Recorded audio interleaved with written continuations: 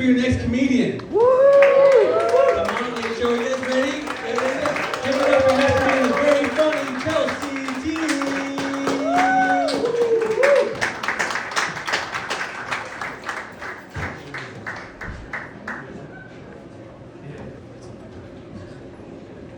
All right, thank you. Thanks for coming out, guys. Sure. Great, thanks for bringing the weather. Thank you. Most people call this winter, I call it hell.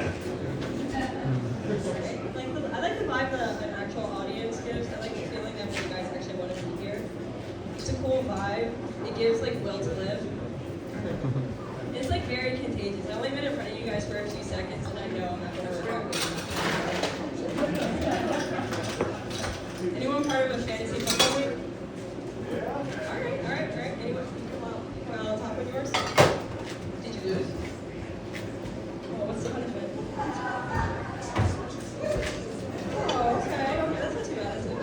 I still like the vibe that fantasy leaguers give. It gives like the astrology bitches of athletics. It honestly does, because like for 18 weeks they allow that whatever it is to mold their personalities. Like, you want to know when a fantasy leaguer is in retrograde? It's when their favorite player's on a bye week. And God help them if there's two of them on bye week and then everything's out of whack. People want to talk shit on astrology girlies because they believe like a star lineup has like special properties. But like at least that lineup actually exists. Like your offensive lineup doesn't exist and athletes don't know you. You know nobody's coach. And you would think the girl running around with dead flowers in her hair that puts rocks on the moonlight to recharge is the crazy one. But like, no. You guys kind of make them seem sane. Not him, they're really vanilla. But like other ones kind of do. And like here's why. Statistically speaking, Americans find public speaking more terrifying than death. But more and more leagues are making their punishments to be within right, meaning that these people found a punishment worse than death. And that's like a level of twist that I aspire to be. I know I talk a lot of shit, but I am really grateful to be here. This booking broke a 11-month dry spell, and I'm going through the bookings. Yeah, it was getting crazy, like dry spell. Like I was starting to get desperate. Like had this opportunity, it came 5 minutes later in my life, a phone call to my mom would have been drastically different. I would have told her I got booked for like assault rather than 10 minutes. So until the bookings pick up, I work in hospitality. I'm a waitress and a bartender. One of the ways you can tell someone's never worked a day in your field is by like the dumb things they say. I caught up with my cousin, and when we got to what we do for a living, when it's my turn, I told her I'm a waitress. She was like, oh, I love that for you. Like I couldn't beg people for money for a living, but like I love that for you. And I thought that was crazy because she's a bill collector. And like that's all they ever do is beg for money. And I think that's a crazy misconception I have about waitresses is that we beg for money. Like I might beg people to make my money and cover my shit, but that's how I got here tonight. But like I'll never beg for money. Like I've had to beg the line cook to put his dick away. But I've never had to beg for money. Recently this year I became a bartender. And one of the first things I learned being a bartender is that my hatred for martinis is pretty valid. Like if you had to give an experience of flavor, your dirty gin martini tastes like your dog died. And most other drinks are pretty straightforward. Like if you want a strong rum and coke, you say a double. If you don't want much juice in your cosmopolitan, you say a splash of cranberry juice. I had a guy order his drink like, make me a dirty gin martini and then make it as filthy as a horse pussy. Oh my god. I'm like, that took a turn. I'm just sitting there like, what's the conversion rate for that? Like, how many ounces is a filthy pussy? And I tried asking my coworker that, and they tried to send me to HR. So I didn't know what to do. I improvised, so I just rimmed the glass with blue cheese and threw a couple crumbles in there, and I said, hey, here, cheers on this confection.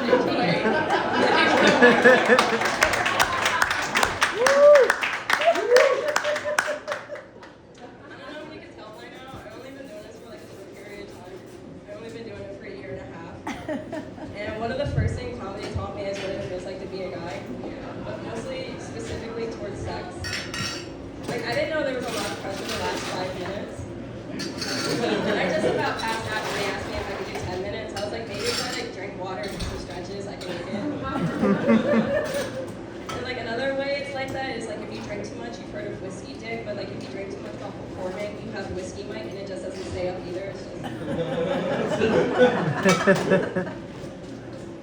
But it doesn't really matter how it turns out. Like when I bring up my mom and I talk about it with my mom, she's always proud of me. It doesn't matter if I bomb or do well. Her response is always the same. It's always better than doing OnlyFans. And I'm like, is it really? Are you sure about that? Because if you think about it, like women like Bonnie Blue are worth like $5 million, and I stand before you worth negative dollars. But honestly, I think I made a good decision. I don't think I could do OnlyFans. Like if I look down in the crowd and I saw my uncle, I'll be like, wow, thank you for the support. If I walk up to seeing my uncle's email on my subscribers list, that might be my 13th reason.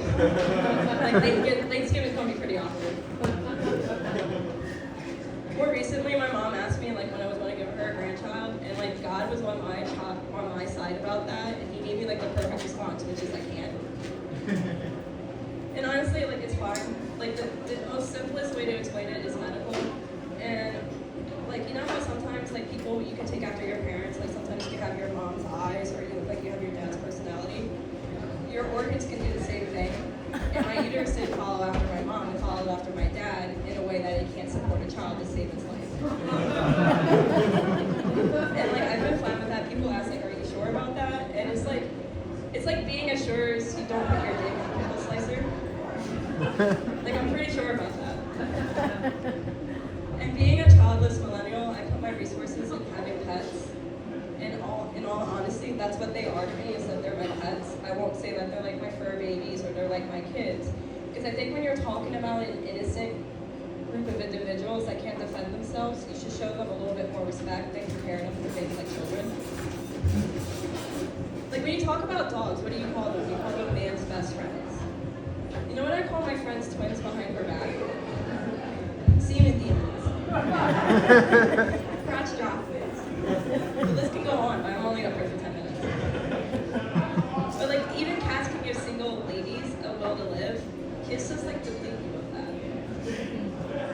I was over at my friend's house, and she has this Doberman, and it's a really hyperactive dog. That's just a fancy word for untrained. And about 20 minutes into the visit, I had about enough. I snapped. I told it to go lay down. I snapped at it, told it to go lay down. Big girl voice, and it listened to me. And I thought for like 10 minutes I got some peace until she started her shit. And she was like, would you talk to a child in that way? And I looked at her, I just wanted to be clear. I was like, are you sure you really want me to treat your kid, like your dog, like a kid? And she's like, I think that's the least we can do for it. I was like, that's crazy, because I hit kids.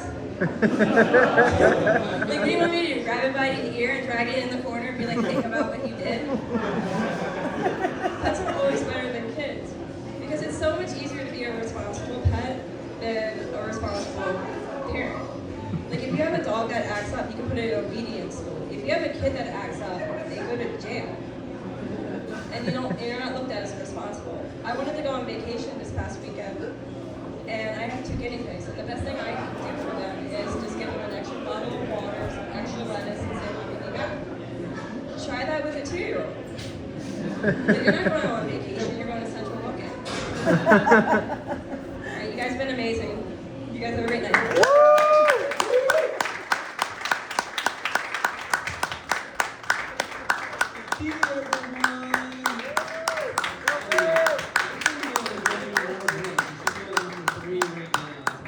You having fun? Yeah? Awesome. Are you ready for your next comedian? Put it up.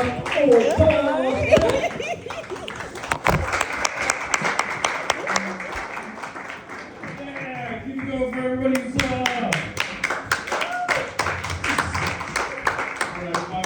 you guys, that was like a slow golf clap. I just fucking nailed the putt.